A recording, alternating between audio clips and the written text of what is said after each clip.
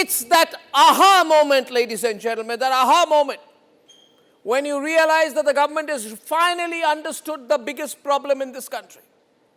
And what is the biggest problem in this country, ladies and gentlemen?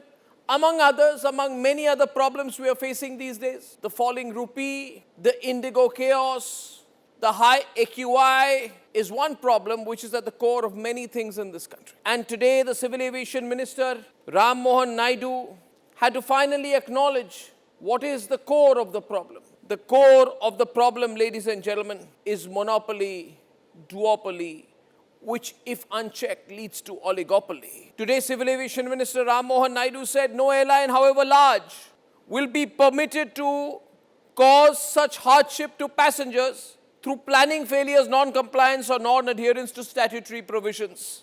He said safety is non-negotiable, but that's not the point. The point is this. What the minister is not addressing is, how does one airline become so large?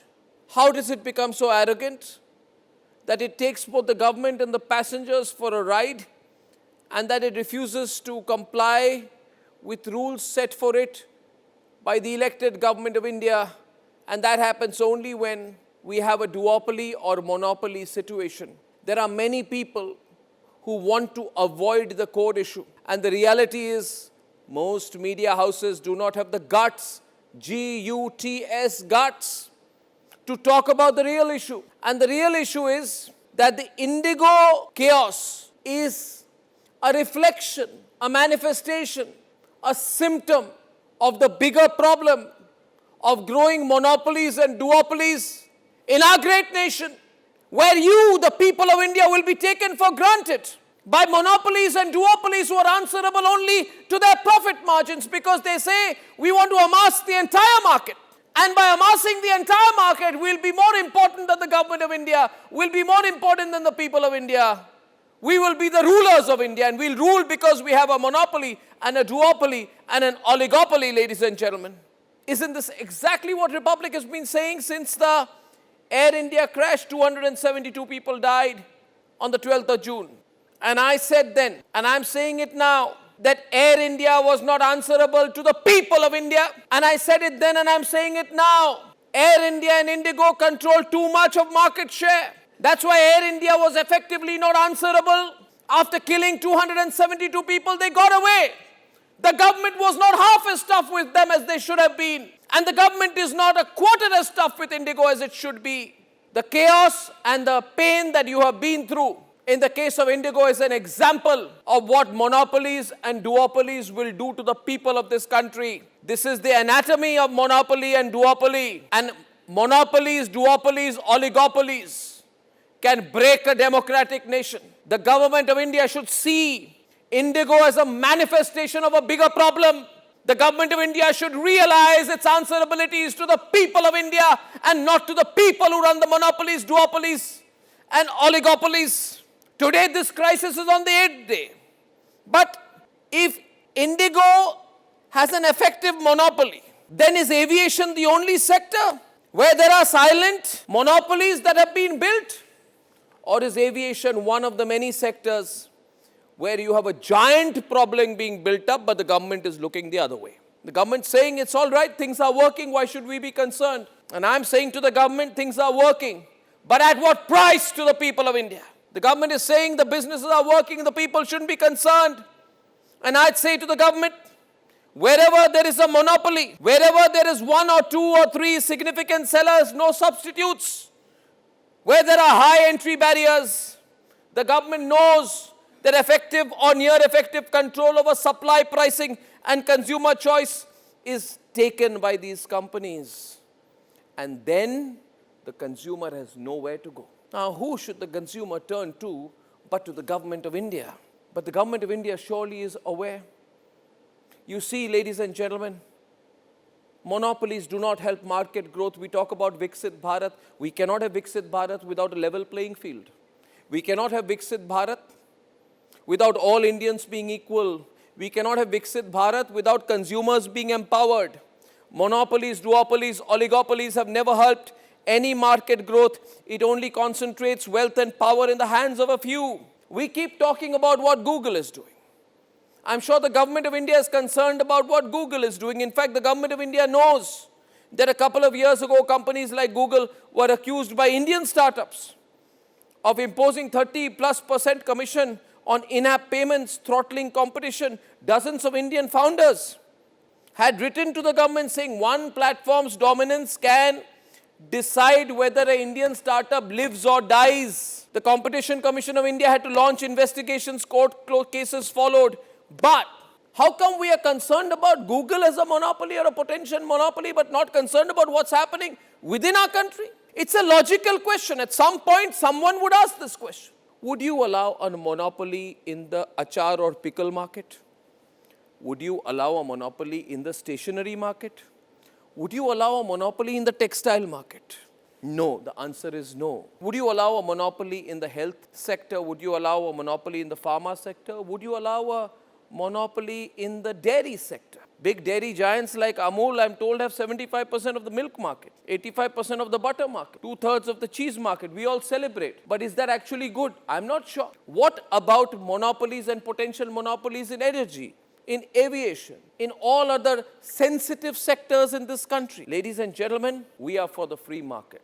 The free market cannot allow the concentration of wealth and power. It defeats competition. It undermines the very essence of a free market. Should the government do more to end monopolies? Absolutely. Because without strict regulation and without conscious regulation, without the bureaucrats of our country doing conscious regulation, without the bureaucrats of our country coming together with strategic thinkers and thinking 20 years ahead, will a monopoly in this sector be good, that sector be good, that sector be good? You can't be status quoist.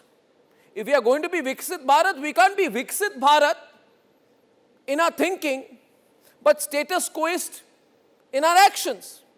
We cannot. We want to look the other way, it's our choice. But the IndiGo example tells us that monopolies, duopolies, oligopolies quietly dictate prices.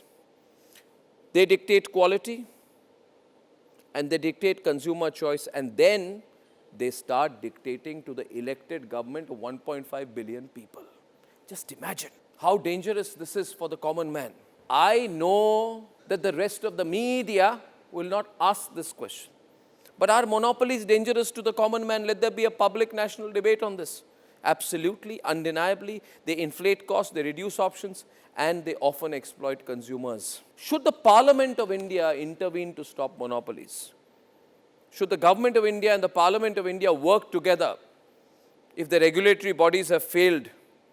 Yes, because lawmakers must act decisively to prevent complete or near complete market dominance from harming citizens and small businesses. Imagine two companies come together and do a pricing mechanism which impacts everyone in the country. People don't have a choice. People can't stop consuming, so they will accept the prices that are being offered to them. Tell me, ladies and gentlemen, Air India, because it is owned by Tata, can go to the government and effectively ask for subsidies and closure of losses incurred due to Pakistan airspace closure. Now, this morning I was told that Donald Trump said that why is Indian rice being dumped in American markets? Now, Donald Trump is taking a decision based upon a strategic global situation of which an Indian rice exporter will probably be impacted. The Indian rice farmer will be impacted. Can an Indian rice farmer go to the government of India and say, well, you know, strategic things globally are impacting me, please give me subsidies, subsidize my losses? They can't, but Air India can. Is this fair? I am only for the principle of what is fair and what is not fair. I ask you today, regardless of whether you are BJP, Congress, AAP, left or any party, are monopolies good? Ladies and gentlemen, we talk of a startup culture. Are monopolies for India's startup culture? Giants control markets. Giants will deal with political parties. New ventures, entrepreneurship will struggle to survive or scale. Dominant players, near dominant players will block innovation, discourage risk-taking, absorb talent, because unable to build, they will try to buy. Does this help India's startup culture? The government should start thinking now. I believe there should be a national debate on monopolies and near monopolies. The government should be promoting startups, not monopolies. Policies, incentives, protections can level the playing field, nurture innovation. You see The aviation mess is a manifestation of the growing problem of monopolies in India. One company has 60% market share. Two companies have 90% market share. I ask you tonight, ask yourself, is aviation the only such sector? Or are monopolies, duopolies and oligopolies emerging in other sectors as well? And what is the responsibility of the government of India to stop this? Should all critical sectors not be protected from monopolies? Absolutely. Healthcare, aviation, energy, essentials cannot be left to corporate dominance. Should the government do more to protect citizens from monopolies? Absolutely. Pricing oversight, consumer rights, legal frameworks are not to be mentioned in technicality, you see, viewers. Because if you ask the bureaucracy of India, if you ask the politicians of India, even if you ask the ruling government of India, do you have a problem with monopolies? They'll say, no, nothing. But then I ask them tonight, if there is nothing, what was the IndiGo case? Now apply the IndiGo duopoly case study into other sectors and ask yourself, should an anti-monopoly commission be set up in India? I am for all good debates. One nation, one poll, uniform civil code are radical changes this country needs. But let me add a third to it. Let me add a third to it, and let this be debated nationally. Should there be an anti-monopoly commission? Should the Prime Minister of India appoint an anti-monopoly commission, anti-duopoly commission, anti-oligopoly commission that at an incipient level identifies where the risks of such trends are emerging in our so-called free market economy and understands the long-term sociological risks, political risks, economic risks, strategic risks of too much authority in a few hands? We must have a dedicated anti-monopoly commission that can monitor, investigate, curb at an incipient and latent level market dominance due to monopolistic behavior. It is not for the government to be defensive and say, well, you know, it's market economics that there are one or two companies. No, it's not market economics. It is not market economics. It is various factors. And it is the responsibility of the government and the advisors to the government to say, IndiGo is a manifestation of a bigger problem. Human beings inherently in economic activity will look for their personal interest. It is for the government of India to look for national interest. Republic believes only in one thing, national interest. And I hope that you support what I am saying today. If for no other reason, because I think it should make absolute sense to all of us. We are all vested in the nation, and the nation is for all.